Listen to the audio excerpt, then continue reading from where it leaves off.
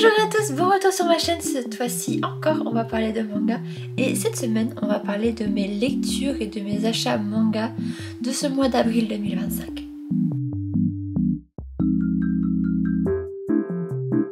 J'ai en tout et pour tout acheté 35 tomes différents. J'ai lu beaucoup de mangas ce mois-ci, j'ai eu plus de temps, j'ai lu énormément de choses.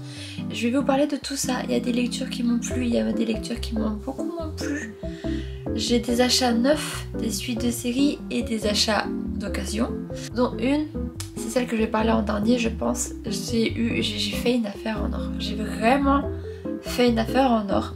Il y a aussi ce style de vidéo là que vous aimez bien, du on fait les comptes ensemble, mais là je vais pas avoir grand chose à vous dire prochainement je pense, donc je vais inclure également les prix des achats d'occasion que j'ai fait pour vous donner une idée de si c'est cool l'occasion, si j'ai fait des bonnes affaires ou pas. Je pense que à titre informatif ça peut être intéressant, donc je le glisserai également dans la vidéo.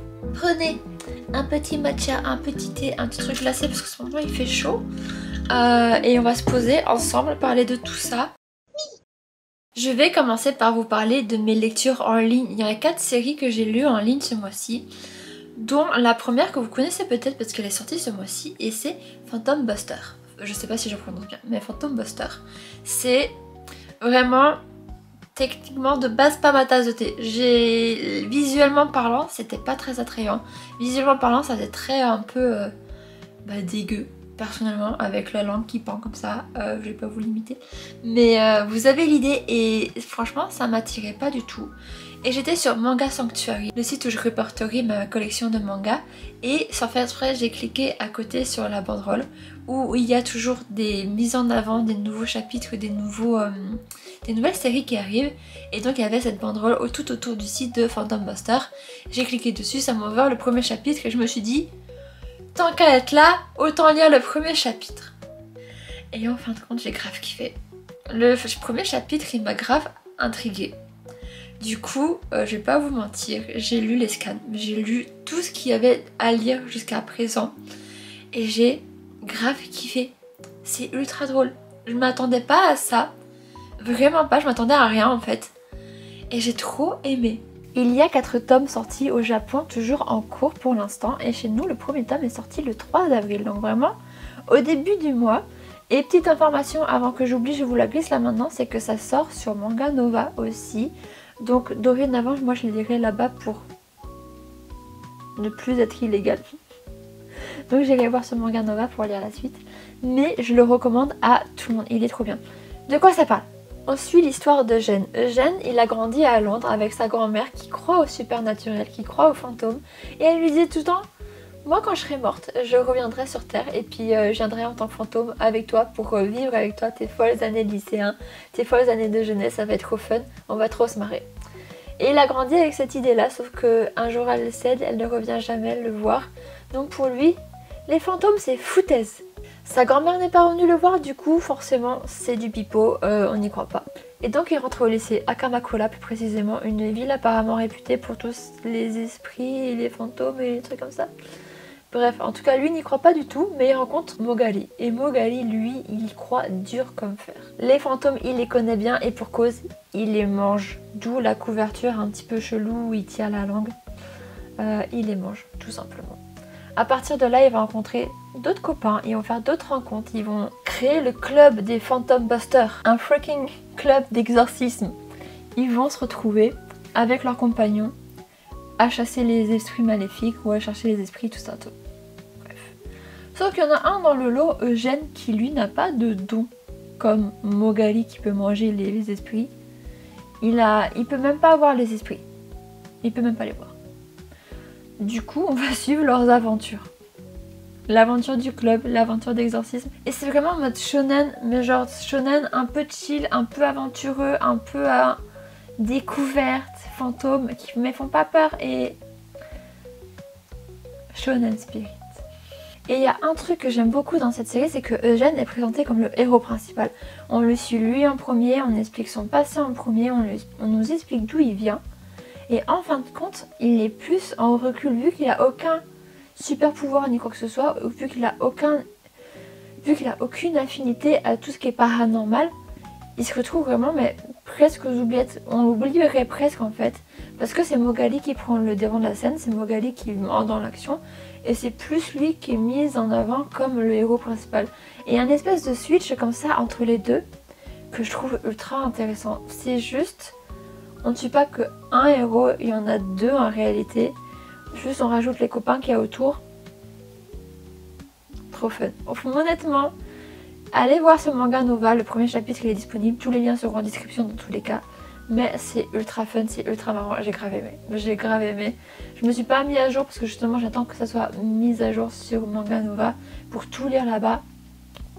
Mais pépite. Franchement, j'ai trop aimé, j'ai trop hâte de voir la suite. Ensuite, c'était absolument pas prévu et j'ai fini de le lire avant-hier pour tout vous dire. J'ai reçu dans un colis Vinted, ceci, c'était un petit cadeau.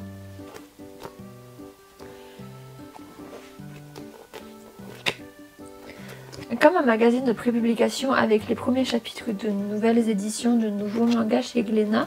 Et dans le lot, il y a Promis Cinderella. Et Promis Cinderella, honnêtement, pour être totalement transparente avec vous, c'est vraiment pas une œuvre qui m'intéresse. Mais alors, absolument pas. Mais j'ai quand même lu le premier chapitre par curiosité. Et en fin de compte, je me suis prise au jeu. J'ai continué à lire. Alors, attendez. Dans le lot, il y a aussi celui-là. Que vous connaissez et que j'adore. J'ai pas acheté le tome 3 d'ailleurs, il est sorti ce mois-ci. Mais je l'ai pas encore acheté. Mais Promis Cinderella.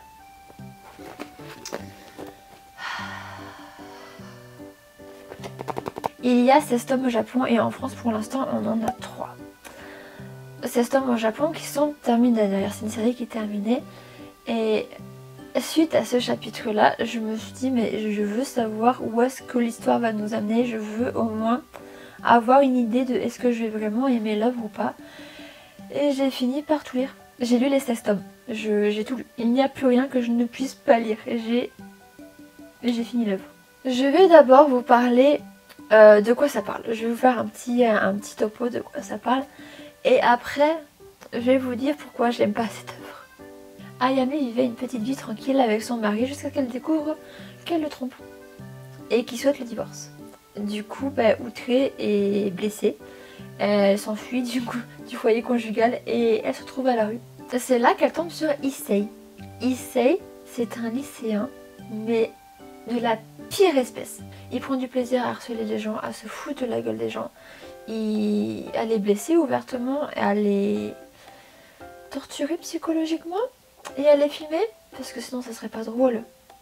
Et puis du coup, il avait rencontré une première fois Ayame qui lui a foutu une misère dans le train parce qu'elle justement est en train d'harceler une pauvre personne. Et plus tard, il la retrouve donc à la rue dans un parc et du coup, il s'en jouit. Mais c'est une puissance, il est heureux, il veut la filmer, il veut la blesser autant qu'il s'est senti blessé.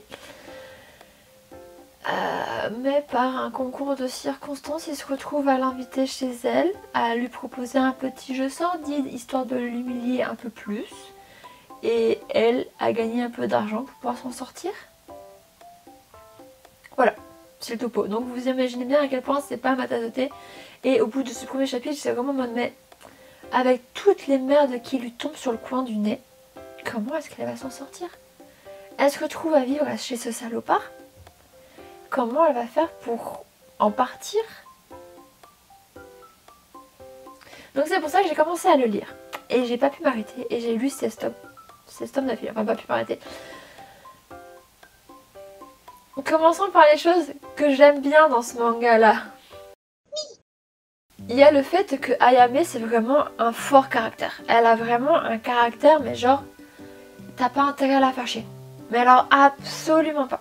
C'est le genre de personne qui n'a pas la langue dans sa poche, qui est lourd à la moindre occasion, qui n'aime pas l'injustice, Elle n'aime pas l'injustice.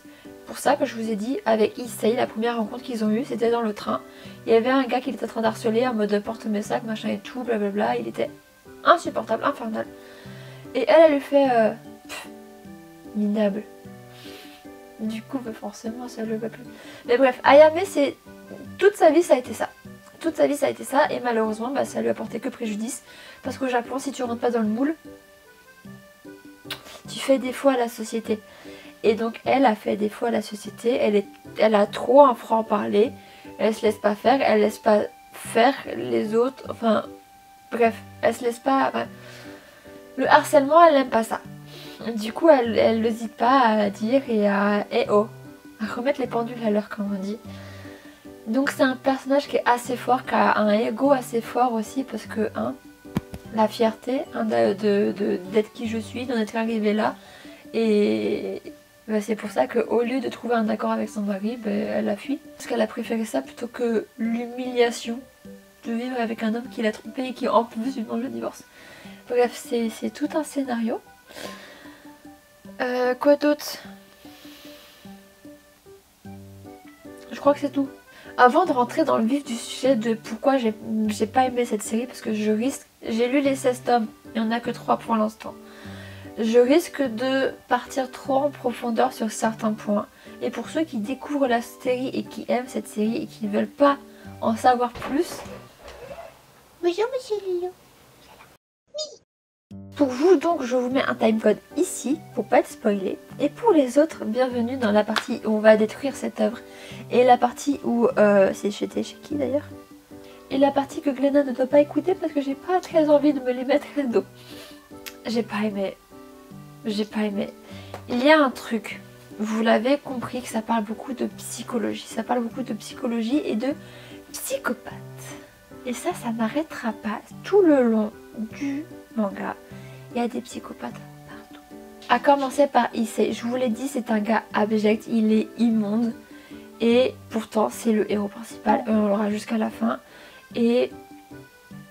c'est une romance. C'est une romance, je vais pas vous faire un dessin, vous savez très bien en voyant les couvertures déjà des 3 tomes que il va y avoir romance, et romance entre Issei 16 ans et Ayame 26 ans, 27 ans, et surtout avec Issei. Genre dès le départ, c'est vraiment un gars, on a envie de le voir disparaître, on l'aime pas. Et pourtant, il va y avoir un syndrome de Stockholm et il va y avoir cette romance à un moment donné, très longtemps dans le manga quand même. Mais il y a des choses qui sont pas excusables quand même. Et ça, c'est le problème dans ce manga, c'est que il va y avoir énormément de choses problématiques. Du style une tentative de meurtre. Mais parce qu'on va venir peindre le passé de ces gros méchants, on va se dire, ah mais en fin de compte, s'il est méchant comme ça, c'est parce qu'avant il a vécu ça. Du coup, en fin de compte, bah non, en fait, dans le chapitre avant, il y a eu une tentative de meurtre quand même. Genre ça, normalement, ni une ni deux, dès que t'as des doutes, appelle la police. Point. Et je m'en fous du scénario, tout ça, c'est vraiment... Et ça sera tout le temps. Il va y avoir gros méchant, il va y avoir explication du gros méchant, et il va y avoir... oui, je te pardonne pas, mais c'est pas bien ce que t'as fait, mais... soit... Arrivé autour du 10e tome, il y a cette histoire donc de gros méchants, dénouement final, les explications sont passées, machin et tout, et en fin de compte tout est réglé, tout est bien qui va bien. Et après on a une espèce de saison 2, avec un nouveau protagoniste, un nouveau antagoniste, plein de nouvelles personnes, un nouveau grand méchant, et un autre grand méchant, et oh, à partir de ce moment-là, j'ai décroché, vraiment j'ai décroché. Je vous avoue, j'ai lu le manga en diagonale parce que je me suis dit j'ai au moins lu les 10 premiers tomes, il en reste 6, ce serait dommage de m'arrêter là. Donc j'ai continué, la fin est correcte, c'est vraiment ce à quoi j'espérais, c'est vraiment... je vous en dis pas plus, mais j'ai bien aimé la fin quand même néanmoins, je suis satisfaite. C'est un chat qui hurle comme ça? Oui. Donc je sais pas, j'ai vraiment eu du mal avec cette œuvre. Il y a aussi le fait que oui, c'est pas un conte de fées, c'est promis Cinderella, mais c'est pas Cinderella. La princesse, on la voit pas, hein. Franchement, on la voit pas. Elle subit, mais tout le long du manga. À chaque fois qu'on pense que ouf, c'est bon, en fin de compte, saison 2, ou en fin de compte, il y a ceci, en fin de compte, c'est cela, et elle en bouffe dans la figure absolument tout le long. Et bah, c'est lassant au bout d'un moment. Bon, je vais pas trop m'avancer sur le sujet parce que c'est pas une œuvre que j'ai appréciée. Et c'est pas une œuvre sur laquelle j'ai envie de passer énormément de temps à vous l'expliquer. Donc, je l'ai pas aimé, ceci, cela, point final. Promise Cinderella, personnellement, je la recommande pas. Je la recommande pas. je la recommande pas. J'ai plus d'arguments, j'avais envie de vous dire bah revendez vos mangas ou ne la lisez pas ou je sais pas. Mais laissez, enfin faites-vous votre propre avis si vous voulez. Je sais plus s'il est sur une plateforme genre Manga Nova ou quoi, mais moi je la recommande pas personnellement. Genre je m'en doutais, mon premier feeling c'était que j'allais pas aimer. Je l'ai lu parce que finalement bah, il y a vraiment ce côté de oh my god, comment elle va faire pour s'en sortir. Et on a envie qu'elle s'en sorte et puis 10 tomes plus tard. Enfin bref, moi je recommande pas, c'est plus une perte de temps qu'autre chose. Ensuite, je dois vous faire une petite intro pour les 2 prochains mangas dont je vais vous parler que j'ai lus en ligne également. Comme j'aime beaucoup les mangas, comme vous pouvez le constater, j'ai beaucoup de pubs sur Instagram d'un site en particulier qui s'appelle Manga Plaza. Enfin, j'ai tout le temps des pubs pour des mangas globalement. Et sur Manga Plaza, c'est un site donc de chapitres légal, je crois, de manga. En tout cas, c'est payant, donc à mon avis, oui, en anglais. Et il y en a 2 pour lesquels j'ai craqué et que je suis allée lire. Et ce que j'aime bien faire avec mon... Enfin, ce que j'aime bien faire, c'est un peu la triche, mais pas tant que ça. Dans le sens où Manga Plaza font des titres à leur sauce. Genre, ils renomment les titres comme ils veulent. Peut-être un peu pour nous empêcher de retrouver l'œuvre originale, je ne sais pas. Mais en tout cas, moi, je la retrouve à chaque fois. Et je la cherche en japonais. Et je vais sur les titres en japonais qui, du coup, coûtent beaucoup moins cher. Et je les lis en japonais. C'était ma petite astuce pour ceux qui ont le même problème que moi mais qui peuvent lire le japonais également. Et donc il y a une œuvre qui est finie en 3 tomes que j'ai lu qui s'appelle Goma Shioto Pudding, celle de sésame et pudding en 3 tomes. C'est sorti en 2018 et franchement c'était une petite lecture qui était fort sympathique. C'était vraiment assez... C'était nouveau, ça changeait un petit peu, j'ai beaucoup aimé. On suit la relation entre Haruhi, 22 ans, et le vieux, 40 ans. Ce qui se passe, c'est que Haruhi est de base une campagnarde, mais elle est partie vivre à Tokyo pour vivre sa vie de rêve, comme tous les gens qui vont à Tokyo. Et sauf que son père, lui, bah non, il travaille il a son entreprise de chantier, de chantier globalement. Et il veut trop que sa fille revienne l'aider dans la campagne et reprenne l'affaire. Du coup, elle est en mode mais qu'est-ce que je peux faire? Elle est partie dans un bar à sushi avec une copine. Vous savez ce genre de bar à sushi où il y a juste un comptoir et genre moins de 10 places, c'est tout. Elle est dans ce genre de restaurant là, elle s'est foutue une caisse et elle est en mode mais comment je vais faire pour ne pas aller revivre chez mon père, pour lui dire papa écoute je ne peux pas venir, je reste sur Tokyo. Et la solution la plus simple c'est de trouver un mari. Mais oui c'est vrai, c'est si pas bête tout ça. Du coup, elle se lève, elle fait « Qui veut se marier avec moi ?» Elle regarde toutes les têtes, les potentiels maris, et elle en pique un. Elle en choisit un au hasard. « Toi là-bas qui est silencieux, marie-toi avec moi !» Tous les 2 bourrés, ils vont à la mairie, un truc de la mairie qui était ouvert tard, et ils se marient. Et elle l'amène chez lui. Non, pardon. Et elle l'amène chez elle. C'était assez marrant, je vous cache pas, c'était très drôle. Encore une fois, je vous mets tous les liens en description. Il y a Manga Plaza pour le coup pour ceux qui lisent en anglais, sauf que en anglais elle est pas à jour. Il n'y a que les 10 premiers chapitres je crois. Et je vais vous mettre également le lien en japonais là où je les ai tous lus. L'autre œuvre en japonais, c'est... J'ai vraiment pas de chance, c'est vraiment le titre le plus long. Je vais tenter de vous le lire. Akage no yaku tatazu tokubi ni natta maryoku nashi no majo desu ga yakuso no chishi ga hanpan nai to oritsu kenkyūjō ni sokusai o saremashita. Mais tout ça pour dire, une sorcière sans pouvoir se fait virer parce que c'est une rouquine inutile, mais se fait réembaucher ensuite directement par l'Institut de recherche royal parce que ses connaissances en herbes médicinales sont incroyables. Voilà, tout ça c'était le titre. Il y a 4 tomes en cours. J'ai lu, je crois, les 10 premiers chapitres. Je suis pas encore à jour. Mais de ce que j'ai lu pour l'instant, j'ai bien aimé. Et c'est vraiment... Tout est dans le titre en fait. C'est une fille. En fait, l'univers, je vais vous faire juste un tout petit topo parce que c'est très intéressant quand même, mine de rien. C'est un univers où la magie existe et la magie est montrée sur nos cheveux. Plus nos cheveux sont foncés, plus on a de magie.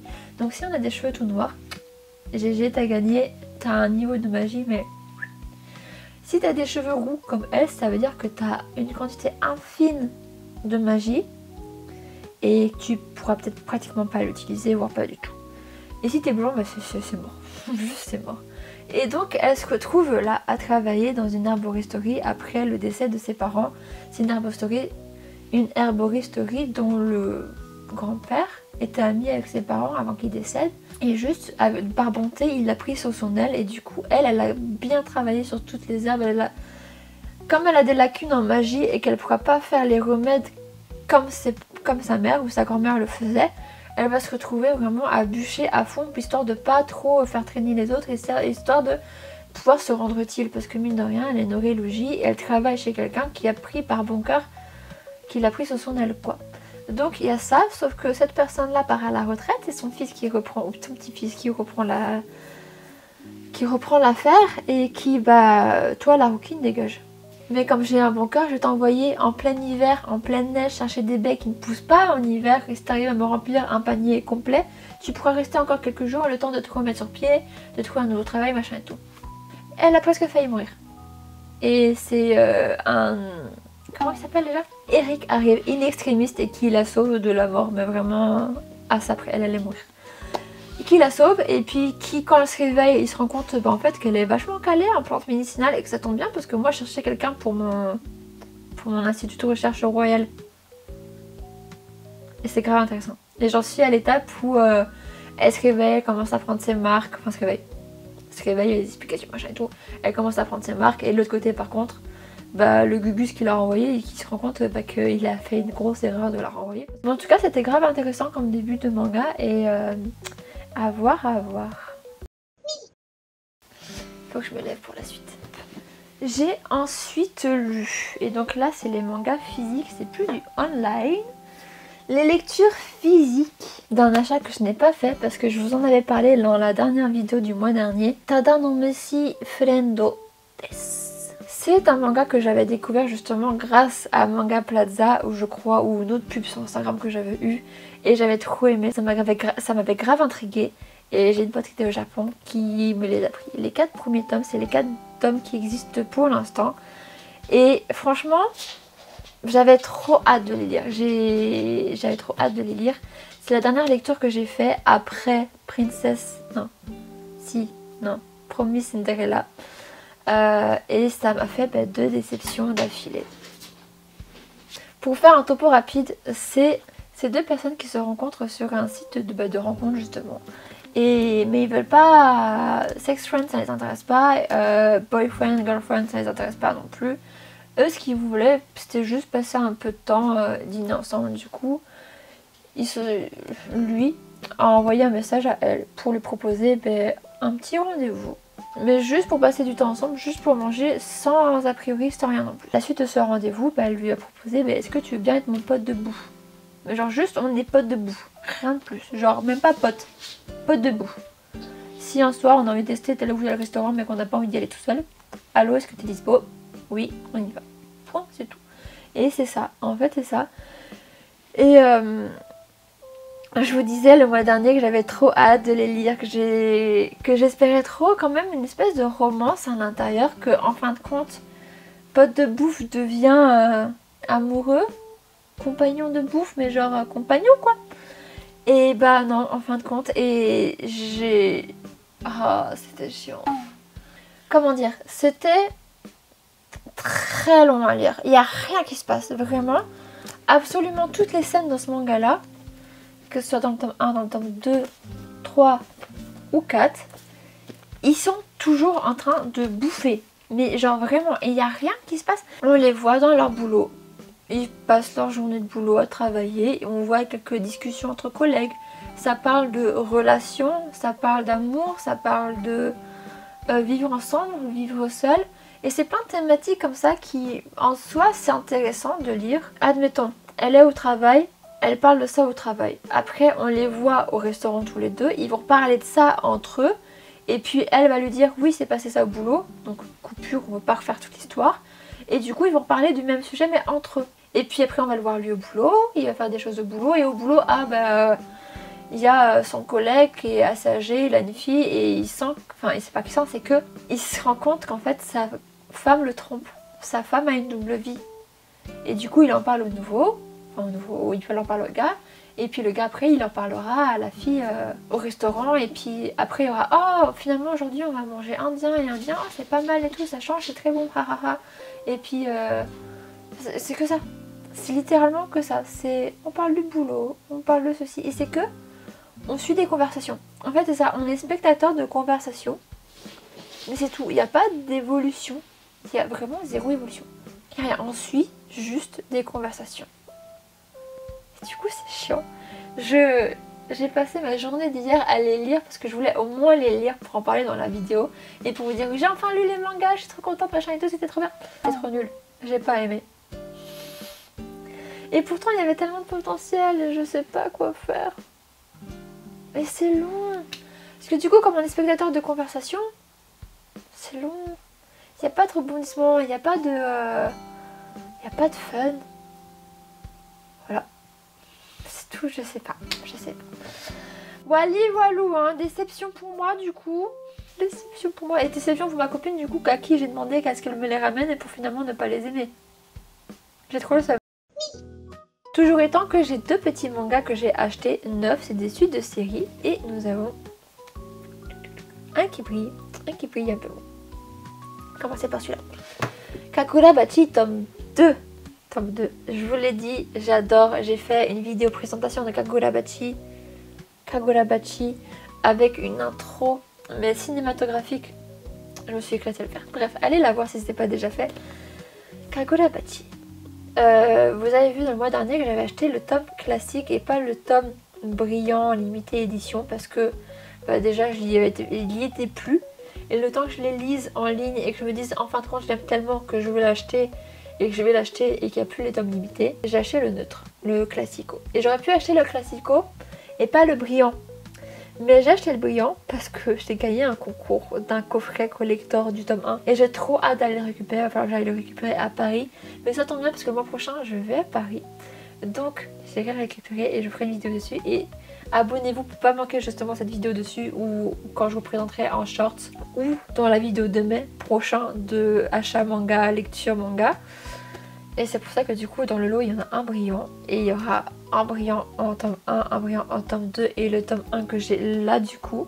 Mais je vous l'offrirai. Donc raison de plus pour s'abonner, il y aura un petit concours si vous voulez découvrir Kagurabachi et ce que je vous recommande justement. Et là dans le tome 2 c'est la suite. La suite, nouveau protagoniste, le début d'une nouvelle quête, le début du premier combat à la quête des katanas qui ont été volés. Et c'est juste trop bien. C'est juste trop bien. Et en fin de compte, je l'ai feuilleté tout à l'heure parce que je les ai déjà lus en ligne et je l'ai feuilleté tout à l'heure. Et j'ai vu où on en était dans le tome 2 et je suis en mode... C'est à ce moment-là, c'est vraiment... En sachant ce qui se passe après, je revois crescendo les petites graines qui sont placées dans le manga et c'est juste trop fun et je le recommande à tout le monde. Et si vous n'êtes toujours pas convaincu, allez voir ma vidéo. Point. J'ai pas d'autres arguments. J'ai ensuite pris Le Bourge et la Cagole, le tome 2. Je vous avais dit le mois dernier que j'avais peur que ça tourne sur une série de... C'est que la belle-mère qui met des bâtons dans les roues à leur couple. Et en fin de compte, je suis bien servie parce que absolument pas. Je suis rassurée, ça va être trop bien. Et j'avais peur que le manga ce soit que ça en fait. Et du coup non. Donc... Et le tome 3 il s'annonce très très drôle. J'ai trop hâte de la voir. Je sais pas quand est-ce qu'il sort mais j'ai trop hâte. Et le dernier achat neuf, c'est ceci, Manga Isho, le premier volume. Je ne l'ai pas encore lu, je m'y attarderai plus tard. C'est le premier magazine de prépublication européen, parce que là-dedans, nous avons des auteurs italiens, allemands, je crois qu'on a français, c'est vraiment plusieurs pays d'Europe traduits en français. Et dans leur pays, il y aura en allemand, il y aura en italien. Et c'est le premier comme ça grand format de magazine de prépublication européen de mangaka européen et pas japonais. Et je les ai pas encore lus et j'ai très très hâte de me poser et de lire. Nous avons Renaud Le Maire. 14 histoires inédites et j'ai très très hâte de m'y plonger. Ensuite les mangas que j'ai achetés à cette occasion. Il y a quelques petits tomes que j'ai pu récupérer pour compléter des séries Parce qu'au début du mois, je suis allée à la bouquinerie de Bordeaux. Je m'attendais pas à trouver grand chose. Si je m'attendais à avoir celui-là. Parce que celui-là, j'avais vu en ligne qu'il était disponible là-bas. Donc j'étais partie pour celui-là parce que j'avais peur qu'on me le prenne. Du coup, il me manquait le 10. J'avais le 11 que j'avais acheté d'occasion. Mais il me manquait le 10 et il me manque toujours le 8. Mais maintenant c'est chose faite. Je me suis rattrapée sur ça. Et en allant voir à la bouquinerie, je suis tombée sur 2 trucs qui me manquaient aussi. Et je m'y attendais trop pas. Le tome 3, donc je vais pouvoir peut-être commencer ma lecture. Et le tome 9. D'ailleurs, je sais pas si ça se voit un petit peu. Mais là, de base, il y avait une étiquette. Et en fait, en enlevant l'étiquette, et là pareil, en enlevant l'étiquette, ça a enlevé tout un bout de la membrane brillante du manga. Et je suis, mais, outrée, choquée d'écouter. J'ai vraiment le seum puissance 1000. D'autant plus que sur internet, sur le site de la bouquinerie ou sur le site de Rakuten de la bouquinerie, quand on cherche les carnets de l'apothicaire, que ce soit ceux-là ou les autres de Kiun, ils sont pris du neuf. Et là je crois que je les ai eu pour 5 € et quelques. En tout cas bon bref, j'ai complété un petit peu les collections de mangas qui me manquaient grâce à ça. Il me manquera le tome 8 de A Sign of Affection et là il me manquera je crois 10 et 11. Et il me manquera de la version Kiun aussi. Wally Walou, ça c'était pour les looses en manga que j'ai acheté d'occasion. Et alors là, j'ai acheté quelques petites séries. La première que j'ai reçue, techniquement je l'avais commandée au mois de mars, mais je l'ai reçue au mois d'avril. Vous l'avez peut-être déjà vu sur mon Instagram ou sur mon TikTok parce que j'ai partagé déjà la version unboxing de cette collection là. Je me suis pris l'intégrale Natsuko no Sake. Natsuko no Sake en 6 tomes, c'est des tomes double voire triple, énormes. Tout le monde en parle, enfin du moins j'ai l'impression que tout le monde en parle sur les réseaux et du coup j'avais vraiment très envie de le découvrir. Et les offres en occasion sont très limitées, il n'y en avait pratiquement pas. Et là j'en ai vu une à 45 €. Donc j'ai craqué, j'ai pris et je les ai pas encore lus ceci dit. Donc ça sera pour la lecture, bilan lecture du mois de mai peut-être, j'espère, ou plus tard parce que j'ai beaucoup de choses de prévues en mai. Donc j'ai pris les Natsuko no Sake, c'était vraiment un achat compulsif, je les ai vus, ça faisait longtemps que je les voulais et que je voulais les découvrir, je les ai pris. C'était 45 € sur Le Bon Coin, avec les frais de port et compagnie j'en ai eu pour 51,79 € divisé par 6. Ça m'est revenu à 8,63 € le tome alors que le 9 il est vendu à plus de 11 €. Qui est vendu à 11 € tout pile et ça m'a fait une petite plus-value de 14,21 €. De quoi ça parle? Natsuko Saiki, ici présente, c'est une jeune fille qui travaille en bureau et comme les jeunes filles qui travaillent en bureau à cette époque, t'es réduite à faire les photocopies ou à faire les cafés pour tes boss. Et c'est vraiment un quotidien monotone et chiant et c'est... Malheureusement elle se sent opprimée, elle se sent pas... pas à sa place, elle peut pas s'exprimer, elle peut pas montrer son potentiel parce que t'es une femme, t'es obligée de faire tes cafés et de faire un petit peu la servante, mine de rien. Et t'as pas ton mot à dire, c'est tout. Parce que t'es une femme. Elle trouve heureusement une porte de sortie quand, enfin heureusement, parce que son frère tombe malade et du coup elle retourne vivre au bercail. Elle retourne vivre au bercail, s'occuper de son frère malade et également et surtout de la société familiale. La société familiale qui produit du saké. Donc elle va faire du saké à la place de son frère alité. Et ça rime. J'étais trop fière de moi quand je l'ai écrit donc j'étais obligée de vouloir balancer. C'est comme ça, c'est cadeau. Cependant là aussi on a affaire à un milieu qui est pratiquement uniquement masculin. Enfin, faut pas dire, pas pratiquement, il est vraiment uniquement masculin. Et ça annonce d'ores et déjà beaucoup d'obstacles à surmonter parce que une femme qui fait du saké à cette époque, hors de question. Mais est-ce qu'elle va réussir à avoir sa place? Est-ce qu'elle va réussir à surmonter ces obstacles? Est-ce que surtout elle va réussir à produire le meilleur saké du monde?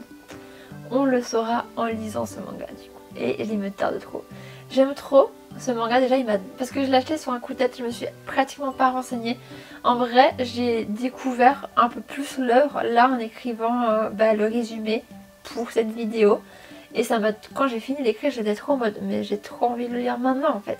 Et j'ai pas encore le temps, donc pour plus tard. Et il y a un autre truc qui m'a grave attiré dans ce manga, c'est le dessin. Donc, bon, déjà aussi les petites annotations par rapport au saké, parce que je suis une fille qui a une curiosité mais débordante. Genre j'adore me renseigner sur plein de trucs peut-être inutiles comme toutes les sortes de sakés différentes. Mais moi c'est ma cam. J'aime ces genres de trucs là. Et le dessin il est un peu rétro, j'aime beaucoup.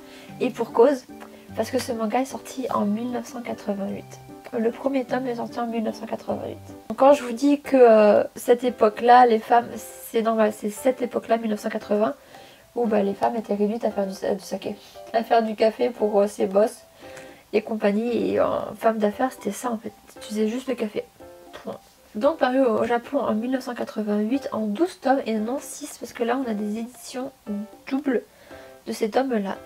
Il y en a 12 qui sont sortis jusqu'en 1991. Donc j'étais pas encore née. Il y a le micro qui est en train de décéder, du coup je vais l'enlever maintenant. Il risque d'y avoir une variation au niveau du son, mais techniquement il devrait pas être trop dégueu non plus. Je vais procéder. Voilà, j'espère que ça va. Dites-moi en commentaire si c'est pas trop chiant. De toute façon, Mikan Post-Prod, elle va faire tout son possible pour que ça aille approximativement bien. Nous avons encore 3 séries avant la fin de la vidéo. Il y en a 2 que j'ai achetées relativement en même temps. Il y a celle-là qui s'appelle Blissful Land. C'est un manga qui m'intriguait beaucoup. C'est un manga ultra chill et j'avais fait une story en commentaire pour me demander si vous le recommandiez ou pas. Vous m'avez dit oui, du coup je l'ai acheté. C'est un manga, si vous aimez l'anthropologie, si vous aimez découvrir la société, les cultures, tout ça, et si vous avez aimé ce manga-là, alors celui-ci, il va vous plaire aussi. Et il m'a plu aussi, il était vraiment bien, il est terminé en 5 tomes. C'est le premier manga de la mangaka qu'elle a créé du coup. Donc il y a des petits défauts mais j'en reviendrai plus tard dessus. Le lot était à 15 € plus les frais de port et compagnie, j'ai payé 19,40 €. 9, le tome est à 7,20 €. Donc j'ai fait une économie dessus de 16,60 €. C'est vraiment pas dégueu, je suis plutôt contente. De quoi ça parle? Nous suivons donc l'aventure de lui et d'elle, les deux là. On n'est pas au Japon, on est au Tibet du 18e siècle et là-dedans du coup on va suivre les aventures des deux, le futur marié, lui, et c'est pas un apothicaire mais c'est un docteur de son village. Elle c'est sa mariée qui vient d'un clan différent du sien, d'un village étranger, toujours du Tibet mais étranger, du coup avec d'autres coutumes. Et c'est très intéressant parce que du coup, d'une part, ça parle du Tibet avec des paysages de Tibet d'époque mais genre incroyablement belles. Ça parle de coutumes avec donc lui et de l'autre avec elle, et ça parle de coutumes médicinales, de religion, de mariage. C'est vraiment intéressant de ouf. Et c'est ce genre de manga là, chill, posé, où on apprend des choses, où c'est vraiment sans problème, sans poser chill, vraiment. Ça a un nom et ça s'appelle Iyashikei. Depuis que j'ai découvert cet intitulé, je pense que je vais faire une vidéo dédiée au Iyashikei. Et c'est vraiment le style de manga qui actuellement j'aime le plus. C'est vraiment plus que la romance, plus que les gros seinen, c'est vraiment les mangas chill, posés ou justement qui nourrit ma curiosité débordante. Et c'est vraiment idéal pour moi. C'est 5 tomes, c'est trop peu pour moi. J'aurais bien voulu en avoir un petit peu plus, suivre un peu plus les personnages, leur histoire. Mais on s'est contenté de l'essentiel, des rites, des coutumes, jusqu'au mariage. C'est coloré, c'est très beau, on y voit toutes les détails. L'attention aux détails est vraiment super. Et j'aime beaucoup parce qu'à la fin de chaque tome, je vais vous chercher ça, l'auteur met des petites indications de comment on faisait ceci, comment on faisait cela, les tenues différentes, comment il conservait la viande sur le dos du bœuf. Vraiment super intéressant. Et je me suis pas renseignée mais je le ferai je pense à l'avenir. Parce que tout ce savoir là, d'où ça lui est venu, j'essaierai de trouver un interview. Parce que là pour le coup ça m'intéresse beaucoup. C'est vraiment une personne qui est ultra bien renseignée, qui a fait beaucoup de recherches sur moi. Et qui en a fait un manga. Donc est-ce qu'elle a un amour pour le Tibet? Est-ce qu'elle a fait d'autres mangas de ce style-là, Iyashikei? J'ai très envie de savoir un peu plus, donc je me renseignerai pour ça. Je suis désolée de ne pas pouvoir vous fournir ces informations-là à vous aussi si ça vous intéressait aussi. Mais je pense que je ferai ça après, il faudrait pas que j'oublie. Certains points que je voulais aborder avec vous, notamment comme je vous l'ai dit, c'est son premier manga. Donc ok, il y a des paysages magnifiques, c'est vraiment super beau. Mais il y a des choses qui me turlupinent un petit peu. Quand il rougit, là, ça j'ai trop bugué dessus parce que dans tout le manga c'est comme ça. Et dès qu'il y a un petit peu de rougeur sur les joues, au lieu que ce soit tout mignon, pouf, un petit peu blush, c'est plus... je t'ai foutu une raquette brûlante, un grill, un toast, je sais pas, sur la joue et ça te la fait des marques. C'est vraiment l'impression que j'ai de... c'est des brûlures plus qu'autre chose. Après on s'y fait hein, mais... ah ça m'a grave perturbé. Il y a ça et il y a aussi que le héros principal, à chaque fois, tout le temps il a ce regard là. Il a tout le temps ces yeux là et ça me fait... c'est ultra perturbant, on dirait vraiment un neuneu. Regardez sur la même page, ici. Ici. Il a vraiment une tête de gogol, ça lui fait une tête de gogol, je suis désolée et je... Encore une fois la même page, voilà, les yeux tout ronds. Les yeux tout ronds. C'est... Et je crois qu'il n'y a que lui. Et au début, à cause de ça, à cause de ses yeux de Merlan-Free, ça m'a presque pas donné envie de le lire. Mais je me suis accrochée, j'ai quand même mis ça de côté, j'ai lu et j'ai grave aimé et je pense que c'est une lecture que je ferai peut-être un jour. Je pense que c'est un manga que je vais vraiment garder dans ma collection pour le coup. J'aime beaucoup. Ensuite, j'ai posé ça. Il y a une autre œuvre. Ta ta ta ta. Vous le savez sûrement si vous me suivez depuis maintenant, même depuis la dernière vidéo techniquement, que j'adore l'Académie Alice. J'adore l'Académie Alice, c'est mon premier manga. C'est l'œuvre qui m'a donné mon surnom Mikan. L'Académie Alice, c'est toute ma vie. C'est vraiment, je l'ai commencé en primaire, j'ai terminé, j'étais à l'université. L'Académie Alice. Et depuis peu, elle a sorti ceci, La sorcière aux champignons. J'ai trop aimé. C'est un manga avec la patte de... comment ça s'appelle déjà, Tachibana Higuchi. Et juste c'est sa patte, c'est sa façon d'écrire les choses, avec ces petits nounours qui m'en feront parler aussi, qui c'est très drôle à lire. Et à chaque fois, des fois, et souvent il sort des punchlines au héros et c'est juste trop drôle. C'est vraiment la petite signature, la petite patte de Tachibana Higuchi. Et j'aime beaucoup trop. J'aime beaucoup trop. Chaque tome, il y a des petits glitters comme ça. Je sais pas si vous voyez. C'est trop mignon. J'aime beaucoup trop. Et vraiment, ça m'a trop émue parce que je me suis replongée dans une œuvre de cette mangaka-là. De quoi ça parle? Ah, j'ai même pas parlé des prix. Attendez. Les prix, c'était vendu normalement pour 23 € et j'ai négocié pour 20 € histoire d'avoir un chiffre rond qui a été accepté. Avec les frais de port et compagnie, j'en ai eu pour 24,89 €. Le tome 9 est à 7,20 € et j'ai fait une économie de 11,11 €. Donc, petite bonne affaire, je suis trop contente. Et de quoi ça parle? Nous suivons l'histoire de Luna, la sorcière aux champignons. Luna habite dans la forêt loin de tous, en autarcie pratiquement complète, parce que sa peau est toxique, son haleine est toxique, son souffle est toxique, et tout est vénéneux. Tout ce qu'elle touche se transforme en champignon. Partout où elle marche, des champignons poussent derrière. C'est la sorcière aux champignons. Mais tous ces champignons qui poussent à cause d'elle est vénéneux également. Donc, un peu compliqué. Je vous ai dit qu'elle vit en autarcie, mais c'est pas vraiment le cas dans le sens où elle doit quand même partir dans le village voisin 2 fois par an. Parce qu'elle va discrètement aller vendre des concoctions là-bas et puis son passage, les champignons qui poussent sont vénéneux, mais vénéneux parce que ils aspirent les toxines dans les airs et ils aspirent vraiment toute cette négativité et ce poison que les gens, les villageois respirent et les villageois ça ne le savent pas malheureusement et du coup dès que la sorcière vient, c'est encore une fois la sorcière vénéneuse qui fait pousser des champignons vénéneux et attention de ne pas la toucher, attention de ne pas toucher aux champignons parce qu'on risque de mourir. Alors que c'est pour leur bien-être techniquement, mais ça ne le savent pas. Et comme Luna est vénéneuse, toxique de partout, pareil, elle ne pourra pas découvrir l'amour, c'est quelque chose qu'elle ne pourra pas connaître hormis dans les livres qu'elle adore lire. c'est le petit truc et je vais pas vous en parler plus parce que j'aimerais vraiment que vous allez le découvrir par vous-même parce qu'il y a tellement plus que ça. Là ce que je vous ai dit c'est vraiment le résumé, genre des peut-être 2 premiers chapitres. Il y a tellement de dingueries après parce que c'est tellement beaucoup plus profond et c'est ce que j'aime chez cet auteur. Déjà dans l'Académie Alice, elle nous apportait des sujets mais genre sombres. Genre littéralement tous les personnages avec une clé Damoclès sur la tête. Et ça on s'en rend pas compte, juste avec une couverture aussi mignonne que ça. C'est ultra sombre mais pourtant c'est apporté avec tellement de légèreté qu'on n'a pas ce sentiment d'oppression. Comme quand j'ai lu, je vais redire Princesse mais Promise Cinderella.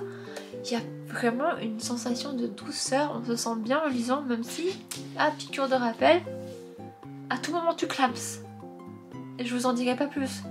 Mais c'est trop bien, j'ai beaucoup trop aimé. D'ailleurs je vous l'ai pas dit mais 5 tomes en cours au Japon comme en France, ce qui pue des fesses parce que du coup le 6ème tome je sais pas quand est-ce qu'il sortira parce qu'une fois qu'il sera sorti au Japon, nous il nous fera encore peut-être 6 mois pour l'avoir chez nous.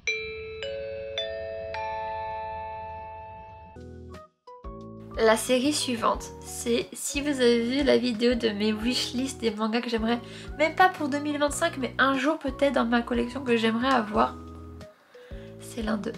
C'est un de ces mangas que je voulais et j'ai pu avoir une offre mais incroyable dans le lot. Donc j'ai les 13 tomes, c'est 13 tomes en cours. J'ai 2 collectors, j'ai un ouvrage bonus, j'ai même eu un goodies, un clear stand en plus. Je suis trop contente et j'ai fait une super affaire. Prix neuf de tout ça avec les collectors mais alors prix de base sans le 50 €, 60 €, 100 € qu'on peut trouver sur Vinted. Sans ça, donc vraiment prix de base. Normalement, c'était 138,20 €. J'avais un petit bonus sur Vinted de choses que j'avais vendues. Donc j'avais 25,50 € sur mon compte. Le lot de base était à 100 €. J'ai liké le post et j'ai attendu parce que 100 balles c'est quand même 100 balles quoi. Puis la personne a baissé à 90 €. Puis la personne a baissé à 85 €. Et là j'ai pris peur, je voulais pas que quelqu'un passe devant moi. Du coup j'ai contacté pour qu'il me réserve parce que j'avais un autre paiement qui devait venir. Mais qui n'est jamais venu parce qu'on m'a volé mon colis et que parce que c'était moi la fautive d'avoir mal emballé le colis apparemment selon eux, alors que j'ai toujours fait comme ça et j'ai jamais eu de soucis. C'était moi la responsable, donc j'aurai jamais de remboursement de la part de Vinted alors qu'il y a eu un vol. Bref, ça c'est notre histoire. Donc j'avais 25 €, 85 € le lot plus les frais de port et compagnie. C'était censé me coûter 93,23 €. Moi les 25,50 €, j'ai en réalité payé 67,73 €, ce qui fait pour les 14 tomes du coup, plus le clear stand, 4,80 € le tome dans des collectors. J'ai fait une affaire de malade. J'ai économisé pour le lot 70,40 €, sachant que dans le lot il y a des collectors de 2020 qui aujourd'hui je ne pense pas vaut les je crois que c'était 11 € je crois ou 15, je sais plus dans mes calculs. On les retrouve plus à ces prix là. Du coup j'ai vraiment fait une affaire en or. Et je coupe le suspense ici pour vous montrer, ne serait-ce que le clear stand pour vous montrer ce que c'est. Attention.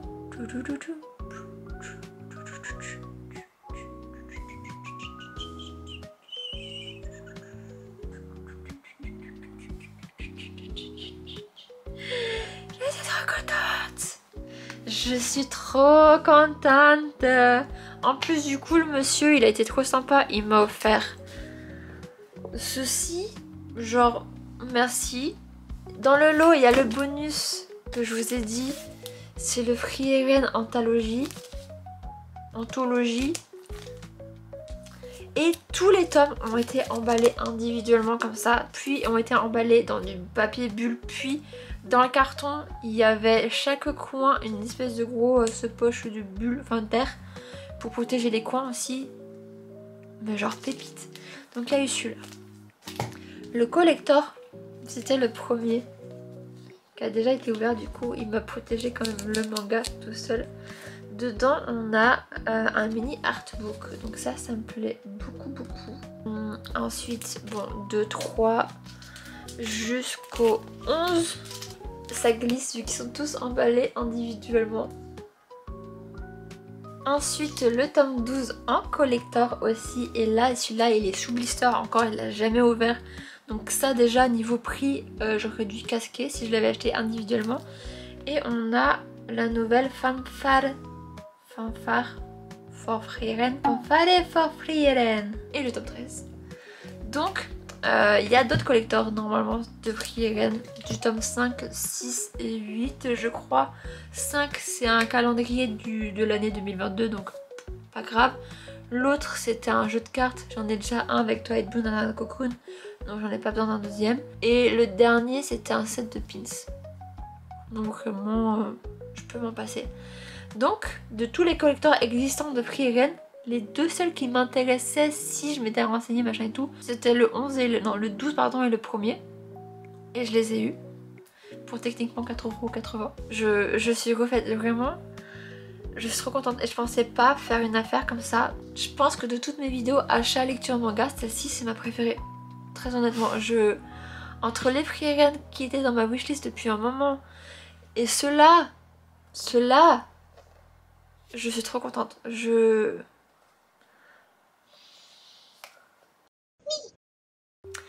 Voilà, je pense que je vais m'arrêter là. Je sais pas combien de temps va durer la vidéo et je m'excuse d'avance si elle est beaucoup trop longue. J'espère que la vidéo vous a plu, j'espère que c'était intéressant, j'espère que je vous ai permis de découvrir des choses intéressantes aussi. Dites-moi tout ça en commentaire parce que j'aime trop échanger avec vous.